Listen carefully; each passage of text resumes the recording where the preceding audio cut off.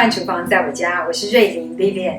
今天呢，要和大家分享的是一道非常传统、非常好吃的古早味台式小吃——酥炸红糟肉。到底要怎么样子来酥炸红糟肉呢？是有一点小秘诀的哦。大家知道吗？红糟呢，其实就是酿女儿红这个酒沉淀物的部分。红糟呢，带着非常喜气的红色，而且带着浓浓的酒香气。当它跟这个肉类结合的时候呢，会让肉质非常软嫩，而且浓香好吃。那我们今天就是要来分享怎么样子来做出非常简单又非常好吃的红糟肉。那我们赶快来准备材料的部分。我们今天准备的材料有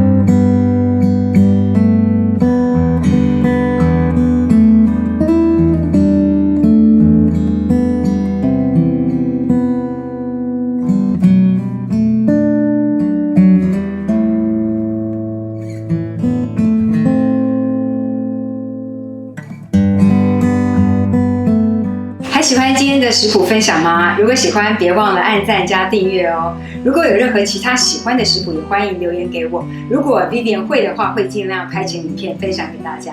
梦幻厨房在我家，我们下次见喽，拜。